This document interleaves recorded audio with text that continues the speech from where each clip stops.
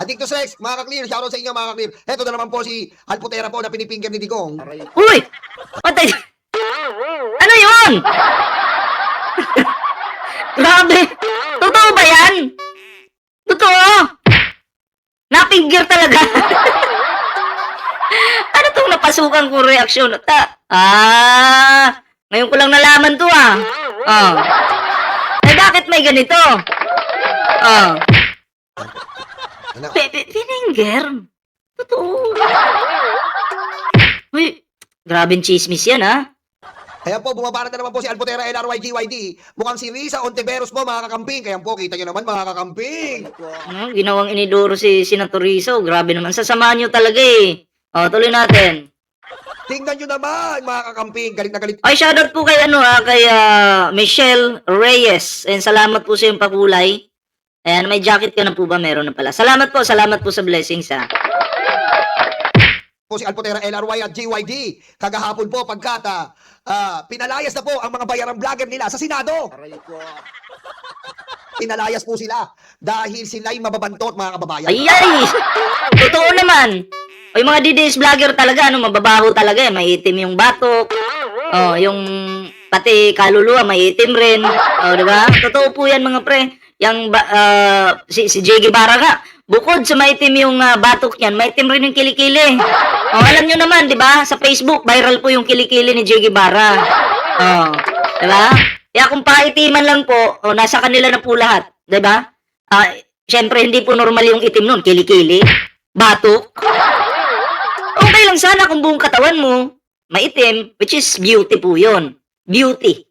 Okay? Maputi ka man, maitim ka naman, katamtaman man yung kulay mo, sobrang itim mo man, buong katawan mo, beauty po yung tawag dyan. Diba? Pero kung pili lang yung nagiging itim, batok at kilikili lang, iba na, damage na yan.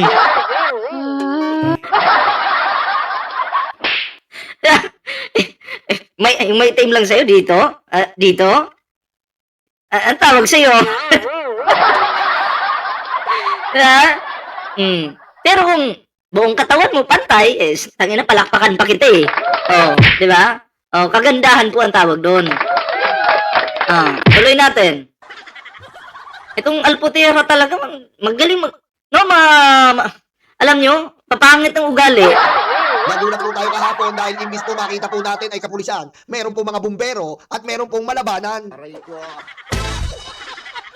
Mga babayan, bakit ganoon? Bumbero ang tinawag ng kapulisan at malabanan, putang inang mga DDS mga kababayan, hindi na nadala kay Mama Mary na kanilang tinaian at inihian.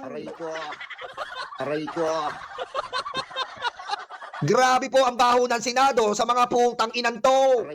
O mga kanguso, ang Senado po ngayon, ang bantot. Diyan po sila tumae, diyan po na Grabe, ang mga DDS kasi, ang mga Team Alputera po kasi mga pre, no? Pag nagrarally po yung mga yan, no, yung mga grupo nila, yung mga DDS na, mga vloggers na yan, kahit yung mga matatandang walang ligo, ano po sila? Minsan doon sila mag-stay, overnight, or kaya dalawang gabi.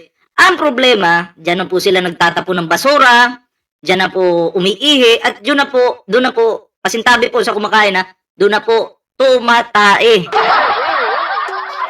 Diba? Oo, nagtatanim po sila ng bomba ba yan? Tapos, after po ng rally nila mga pre, kanya-kanya ng uwi. Makikita mo sa kalsada, puro basura po yan. Diba? Puro dumi. Kalat ng mga DDS.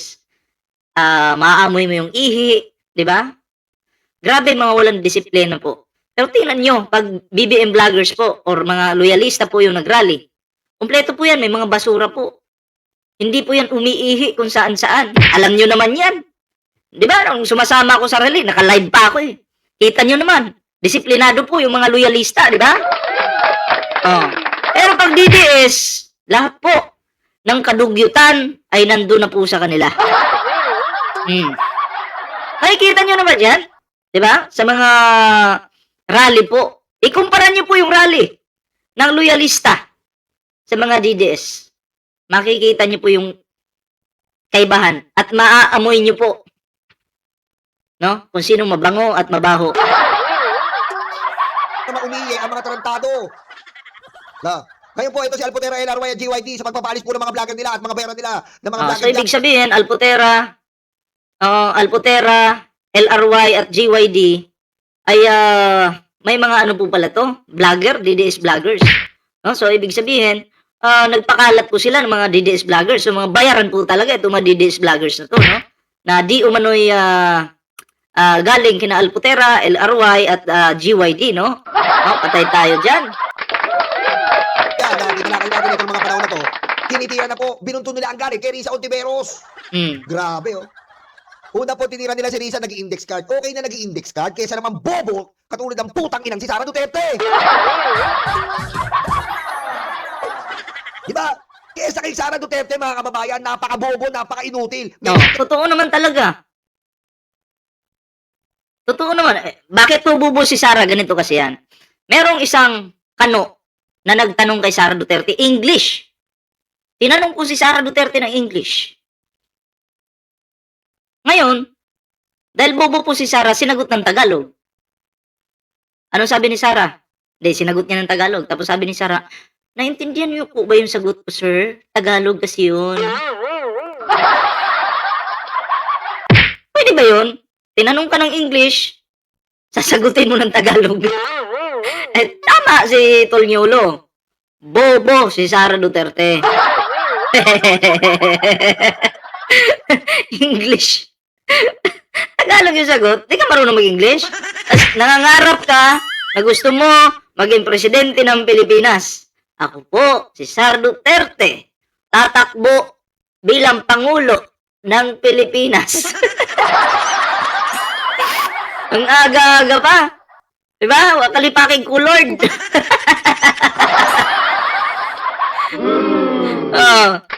Tuloy natin. Index card o wala. Diba?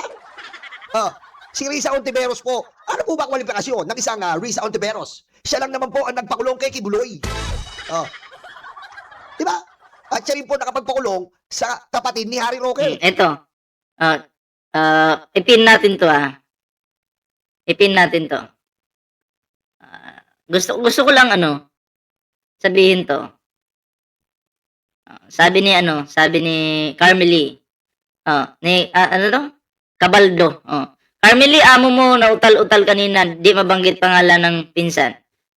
Alam mo kasi, kahit naman na sabihin ni PBBM na straight yung pagkasalita niya o hindi, no?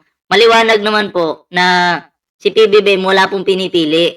Mapinsan man, makalaban man, basta may pagkakasala ka, well, panagutan mo yan. Masakit man sa loob ng Pangulo kasi malapit, pero wala trabaho lang talaga pero ang pangit dyan, no? Si Sara talaga bobo. Itok. Di ba? Hindi marunong mag-English. Mahina yung utak.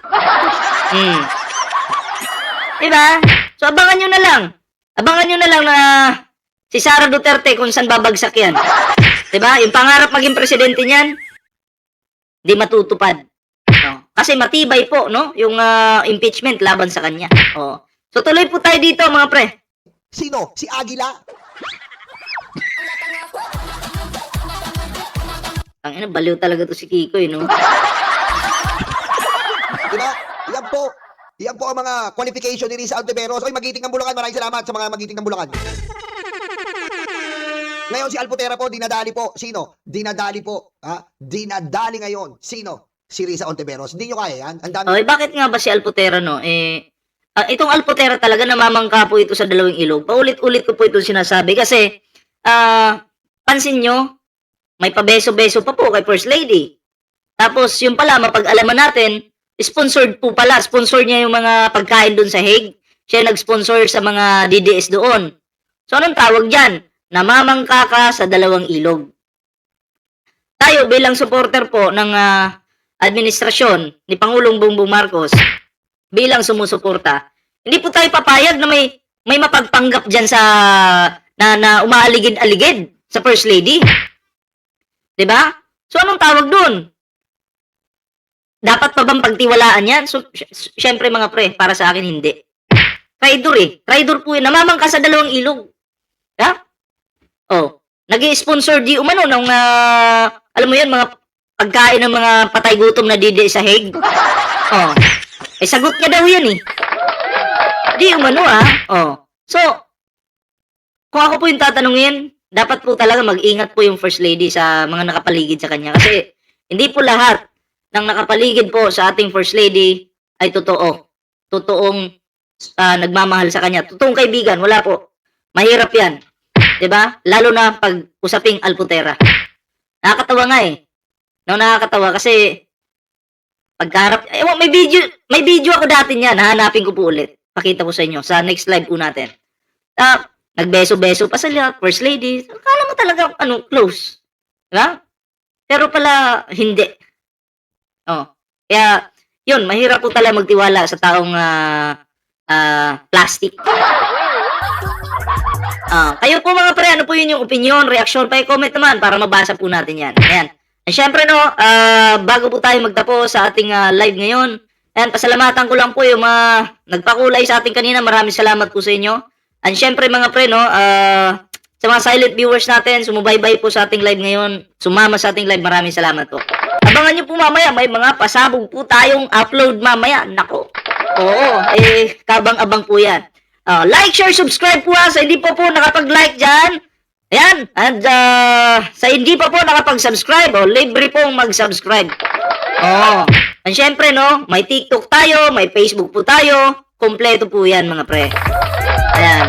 And syempre, shoutout po muna tayo isa-isa. Ayan, shoutout po dyan sa mga nagpakawi-kahoy dyan na mahihain, yung mga hindi nagko-comment. Shoutout po sa inyo sa mga nag-birthday po ngayon. Happy birthday po sa inyo. Ayan.